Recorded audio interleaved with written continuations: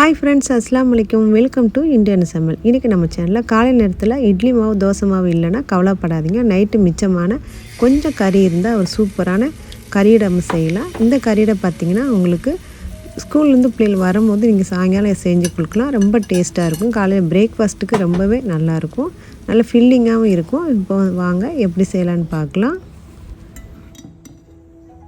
First ஒரு பவுலில் வந்து ஒரு கப்பு அரிசி மாவு எடுத்திருக்கேன். நம்ம இடியப்ப மாவு தான், நல்ல மெல்லிசாக இருந்தாலும் சாதான். உங்களுக்கு இங்கே கப்பி மாவு வச்சுருந்தாலும் பரவாயில்ல, உங்கள்கிட்ட எந்த மாவு இருக்கோ அந்த மாவு யூஸ் பண்ணிக்கோங்க. இதில் கொஞ்சம் தண்ணி ஊற்றி இதை நல்லா கொஞ்சம் மிக்ஸ் பண்ணி வச்சிடலாம். இதுக்கு தேவையான அளவுக்கு உப்பு சேர்த்துக்கிறேன்.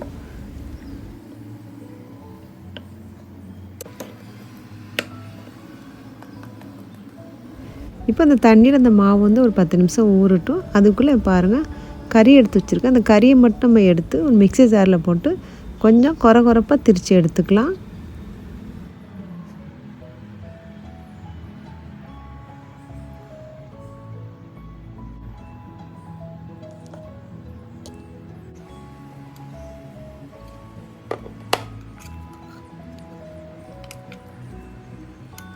இந்த மாதிரி திரித்து எடுத்துட்டா இப்போ ஒரு அகலமான பாத்திரத்தில் இதில் போட்டுக்கலாம்.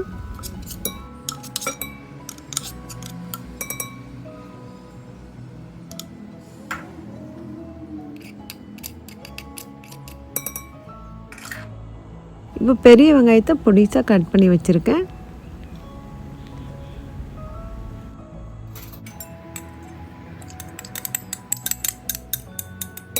ரெண்டு பச்சை மிளகா குருவை வெட்டியிருக்கேன்.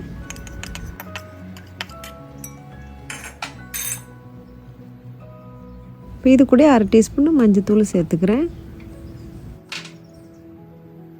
1 டீஸ்பூன் கீரைப்பொடி சேர்க்குறேன். நீங்கள் கீரைப்பொடிக்கு பதிலாக ஜீரகத்தூள் ஒரு 1/4 டீஸ்பூனு, பெருஞ்சீரகம் ஒரு 1/4 டீஸ்பூனு, கொஞ்சம் மிளகாய்த்தூளும் சேர்த்துக்கலாம். இப்போ ஒரு 1/2 கப்பு தேங்காய் பூ இதில் போட்டுக்கிறேன். கீரைப்பொடி எப்படி செய்யணும்னு சொல்லிட்டு வீடியோ போட்டிருக்கேன். அது லிங்க் வந்து டிஸ்கிரிப்ஷனில் கொடுக்குறேன். கமெண்ட் பாக்ஸ்லேயும் நான் வந்து பின் பண்ணுறேன். தேவைப்பட்டால் நீங்கள் வீடியோ பாருங்கள் ஃப்ரெண்ட்ஸ். இப்போ இது கூட 2 முட்டை சேர்த்துக்கிறேன்.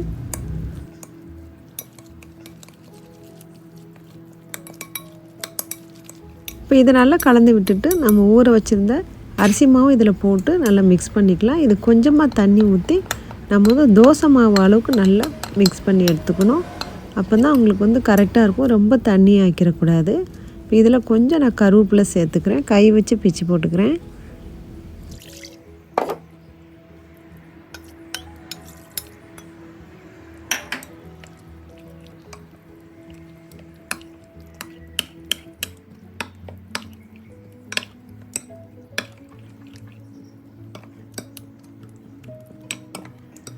இந்த திக்னஸுக்கு நம்ம வச்சுக்கணும். நல்லா கட்டி தோசை மாவு ஊற்றுவோம் இல்லையா, நம்ம கல் தோசைக்கு அந்த மாதிரி நான் கரைச்சிட்டேன். இப்போ தோசைக்கல் நல்லா சூடு பண்ணிக்கிறேன். இப்போ புதுசாக வந்து பிரிட்டானியாவில் கீ போட்டிருக்காங்க, ரொம்ப நல்லாயிருக்கு, ட்ரை பண்ணி பாருங்கள்.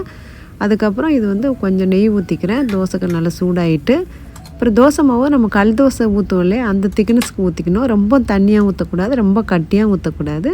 நல்லா கொஞ்சம் காற்று போல் அந்த திக்னஸுக்கு ஊற்றிக்கோங்க. அப்போ வந்து நல்லா வந்து பொரிஞ்சு வரும், நல்லா டேஸ்ட்டாகவும் இருக்கும். ஊற்றிட்டேன் பாருங்கள். இப்போ நம்ம வேக விட்டு ஸ்டவ்வை வந்து மீடியம் ஹீட்டில் வச்சுக்கோங்க. பரட்டின அப்புறமா இன்னும் கொஞ்சம் நெய் ஊற்றிக்கிறேன்.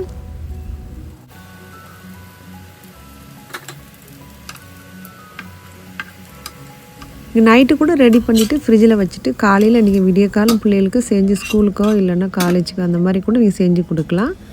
நல்ல மாவு நல்லா ஊறி நல்ல டேஸ்ட்டாகவும் இருக்கும். முட்டை சேர்த்துக்கனால உங்களுக்கு வந்து பெரட்டும் போது நொறுங்காது, அழகாக நீட்டாக உங்களுக்கு வந்துடும். ட்ரை பண்ணி பாருங்கள் ஃப்ரெண்ட்ஸ், ரொம்ப டேஸ்டியாக இருக்கும்.